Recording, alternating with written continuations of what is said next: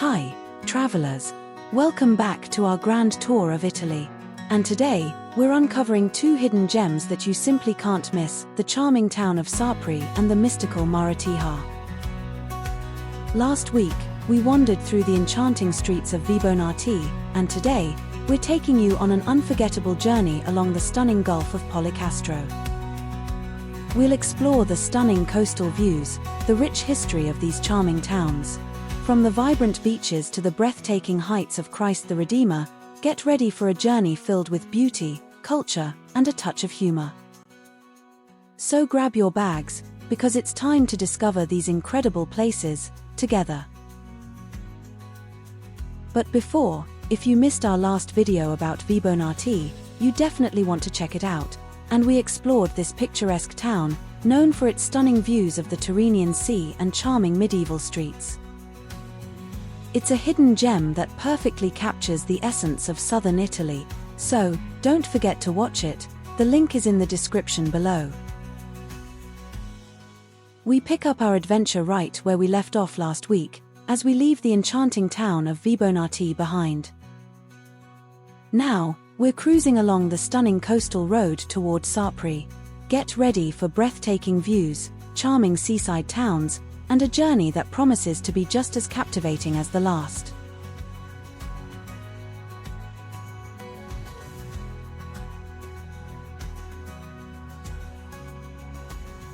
As we drive along the coastal road, we're treated to a stunning panorama of beautiful beaches dotted along the shoreline. If you're visiting during the off-peak seasons, this is the perfect time to pull over, stretch your legs, and soak in the serene atmosphere. And imagine having a beach all to yourself, where the only sounds are the gentle lapping of the waves and the distant call of seagulls. Alright then, let us discover our first destination for today. Sapri, located in the southern part of Italy, sits beautifully along the Tyrrhenian coast in the region of Campania. The town, with its population of just over 6,500 people, is known for its laid-back atmosphere and its poetic history. And this is where the famous poem La Spigolatrice di Sapri was set, telling the tale of an ill-fated revolution. But today, the only thing revolutionary here is the beauty of this place. So, let's head over to its pristine beaches, where the crystal-clear waters are just begging us to take a dip. Ah, the water is perfect. This is one of those places where you can just lose track of time. And let me know in the comments if you're ready to pack your bags and relax here for a few days. The beach is long and wide, with plenty of space for everyone to stretch out and relax. And you won't have to battle for a good spot, and trust me, that's a big win here on the Italian coast. What's really cool is how the beach curves gently into the bay, with hills and cliffs rising up in the background. And you get this amazing sense of being tucked away, almost like Sapri is keeping you its little secret. Now, the water here? Well, it's calm, perfect for a swim, especially if you're like me and don't want to get tossed around by big waves. Plus, the locals say it's super clean, and it's even been awarded the blue flag for its pristine quality. So, you're swimming in some of Italy's best waters. This is the Statua della Spigolatrice. She's a symbol of history here in Sapri. According to the legend, she represents a young woman who witnessed the landing of the Italian revolutionary Carlo Pisacane and his men in 1857. The Sapri seafront is a beautiful, peaceful promenade that stretches along the coast, offering some of the best views in town. As we leave the beach area, we are walking into one of those narrow streets that feels like it has its own personality. Oh, you know the type, the kind that twists and turns, with colorful buildings leaning in close, almost as if they're sharing secrets. The streets beneath our feet are a little uneven, but that just adds to the charm. And each step leads us deeper into the heart of Sapri, where you can truly feel the local vibe. The buildings here are a mix of old-world charm and vibrant colors, with flower pots spilling over with blooms that brighten up the walls. As we stroll, the sounds of the beach fade into the background, replaced by the soft murmur of residents going about their daily business. And from time to time, The aroma of fresh-baked bread wafts through the air, making our stomachs grumble. What's even better is the locals we meet along the way. Well, a friendly old man sits outside his shop, waving and sharing a smile as we pass. And he's been in Sapri forever, and you can tell he knows everyone in town. He's like the unofficial mayor of this street. The further we wander, the more we discover, and you can sense the town's deep connection to the sea and its traditions. And suddenly we find ourselves at the edge of a view that's both picturesque and a bit thrilling. There, just a few steps away, are the rail tracks glistening in the sunlight, leading off into the horizon. As we stand there, a train rushed past. And here's a little tidbit: the train line along the coast is a part of Italy's historic railway system, connecting Sapri to various coastal towns and cities. It's an adventure waiting to happen. As we leave the area around the tracks, we start our stroll back into town, heading toward Piazza Plebiscito. The streets seem to guide us, and we pass by quaint little shops and houses. We walked along a paved street, barely wide enough to allow a car to go through. As we walk, you'll notice the intricate details in the facades, and as we get closer to the piazza, the narrow streets widen, and we can feel a sense of excitement in the air. Right in the middle of the piazza is one of the most important landmarks in Sapri, and it is, of course, the Church of St. Mary Immaculate. It is a stunning example of classic Italian architecture, with its creamy and yellowish exterior and elegant bell tower, which catches the sunlight in such a way that it almost glows. The church is dedicated to the Immaculate Conception, a significant doctrine in Catholicism that emphasizes the belief that Mary, the mother of Jesus, was conceived without original sin. The church was built in the 18th century, during a time when many communities in Italy were reviving their religious architecture and traditions. As we wander further into the piazza, we can't help but notice the surrounding cafes buzzing with energy. The aroma of fresh pastries and espresso wafts through the air, tempting us to grab a quick snack. As we continue to explore, we'll find more hidden corners and delightful surprises in this lively square. This piazza isn't just a pretty sight, it's the beating heart of the town, where people come together to celebrate life. And whether it's during a local festival, a lively market day, or simply an ordinary afternoon, it feels like every moment spent here is filled with laughter and connection.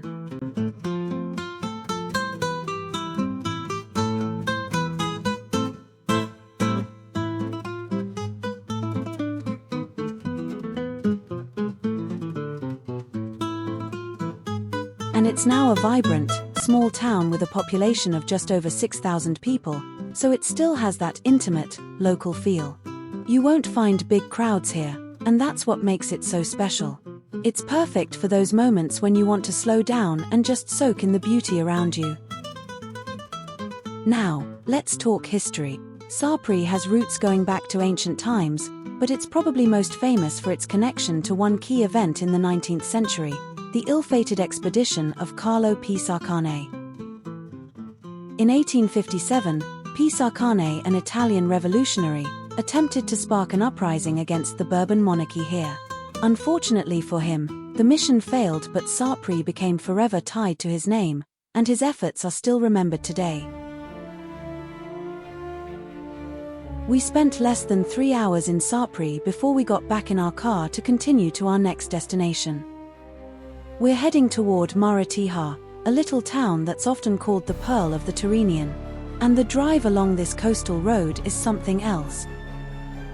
Every twist and turn gives us another view, with the sea on one side and towering cliffs on the other. And it's the kind of drive that makes you want to pull over every 5 minutes just to take it all in.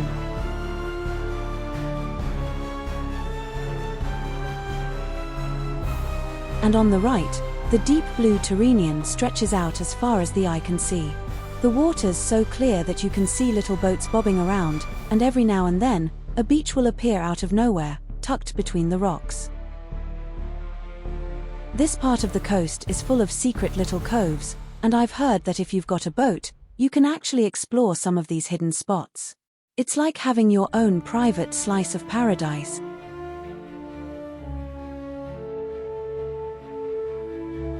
And speaking of paradise, look at those hills up ahead. They're covered in thick greenery, and as we get closer to Maratea, we're going to see how the mountains practically tumble into the sea. This drive is about 40 minutes, and it's probably one of the most scenic routes in southern Italy. And we're driving through tunnels cut into the cliffs and passing through sleepy villages that seem frozen in time. Each one has its own charm, but Maratea is something special.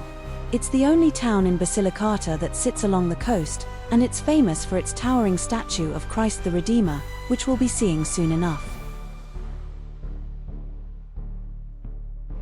The beauty of this drive is how it keeps surprising you. One minute, we're weaving through dense forests, and the next, we've got these jaw-dropping sea views. Alright, so now we're making our way uphill toward one of the most iconic landmarks in southern Italy, Christ the Redeemer of Maratea. And let me tell you, this road is a bit of a climb. We're zigzagging up the mountain, and with every turn, the views just keep getting more and more breathtaking. The road itself is super scenic. We've got these dense forests on one side and steep cliffs on the other. It's almost as if nature is wrapping us in this green blanket, leading us to something grand. And if you look to the horizon, you can see the deep blue of the Tyrrhenian Sea stretching endlessly. It's just stunning.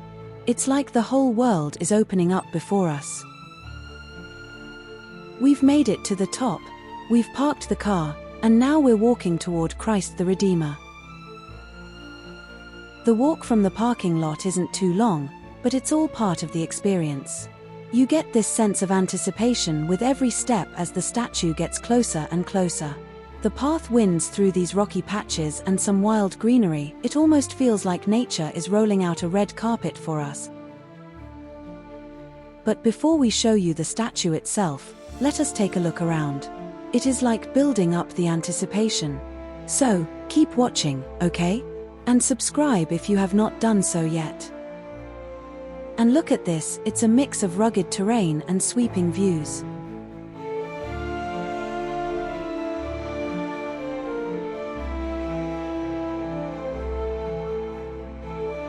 Before you reach the statue, you will walk past this basilica, and since it sits on top of Montes San Biagio, it is known as the Basilica di San Biagio. The basilica sits just below the Christ the Redeemer statue, but you still get those incredible views of the sea and the town of Maratea spread out below. It feels like we're standing at the crossroads of history and spirituality up here. This basilica is dedicated to Saint Blaise, who's the patron saint of Maratea, and it's been a site of pilgrimage for centuries. And the church dates back to around the 10th century, though it was rebuilt in later years, and it's so well preserved that you really feel like you're stepping back in time. What I love about this basilica is that it's not overly ornate or grand in the way some Italian churches are. But it's humble, yet there's a quiet beauty to it, like it belongs here on this mountain. The white stone blends with the surrounding nature, and the atmosphere is calm, almost sacred. It's a bit of a climb to get up here, but it's so worth it once you're standing in front of this historic gem.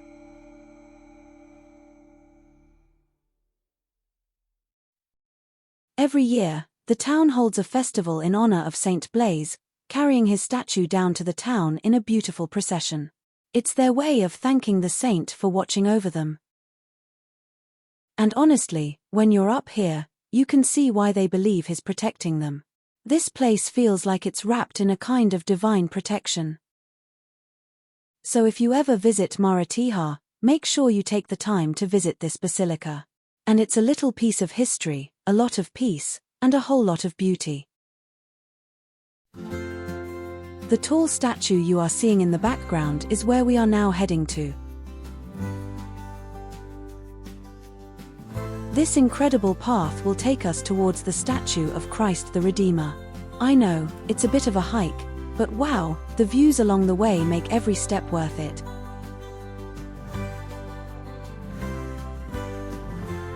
As we climb, look at the scenery opening up around us. Now, I won't lie, it's a bit of a workout to get up here, but trust me, you'll want to take your time.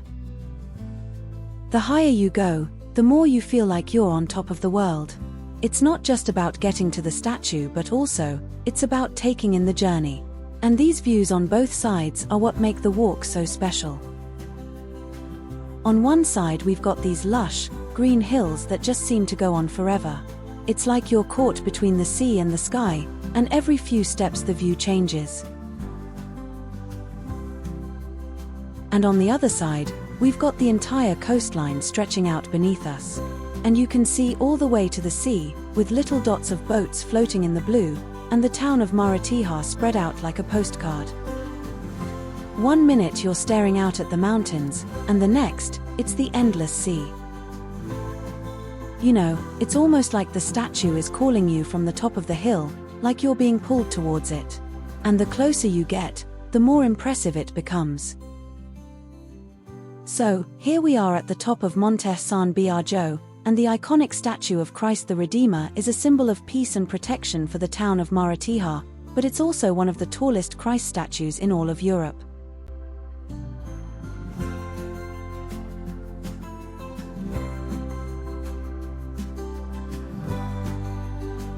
Now, what's interesting about this statue is that it wasn't always here. It was actually built in 1965 by an Italian sculptor named Bruno Innocenti, and it was commissioned by a local count, Stefano Rivetti di Valcervo, who had fallen in love with Maratea beauty. The location of the statue itself is significant. It's standing right on top of an ancient basilica, but the spot also has a deeper history because it's where the ancient city of Maratea Superior once stood. So, in a way, this statue ties together both the past and present of the town. It stands at about 21 meters, so you can imagine just how imposing it feels when you're standing right underneath it like we are now. What makes this statue unique is not just its size, but the way it's built. But if you look closely, the Christ figure isn't looking upwards like many other statues. Instead, his gaze is downwards, as if he's watching over the town of Maratea, offering a quiet, peaceful presence over the entire region. And of course, the view from here is unreal. From this spot, you can see everything. From the coastline, to the mountains. And it feels like you're standing on top of the world, with Christ the Redeemer protecting the whole area. And it's like a symbol of Maratea spirit, this sense of being a hidden gem, yet deeply connected to both nature and history. So if you ever come to Maratea, this is more than just a statue. It's a place that represents peace, history, and the beauty of this stunning coastline. And standing here, you can really feel why it was built in this exact spot, as there's something truly magical about it. Well, folks, it's hard to tear ourselves away from this breathtaking spot. Just look at that view. I mean, how can you not feel a sense of peace standing here, overlooking all of Maratea and the shimmering sea? If you're enjoying this adventure with us, don't forget to give us a thumbs up and let us know in the comments what you think about the statue. And, have you ever visited a place that made you feel this way? We love hearing your stories and experiences, so share them with us. And make sure to subscribe if you haven't already, because our journey is just getting started. And that wraps up our wonderful adventure through Sapri and Maratea. And we hope you've enjoyed discovering these hidden gems with us. But don't think we're done yet. In our next video, we'll be taking a boat ride to the famous Arco Magno, a natural arch with views you won't want to miss. And we end here, with breathtaking views of Montes San Biagio. See you.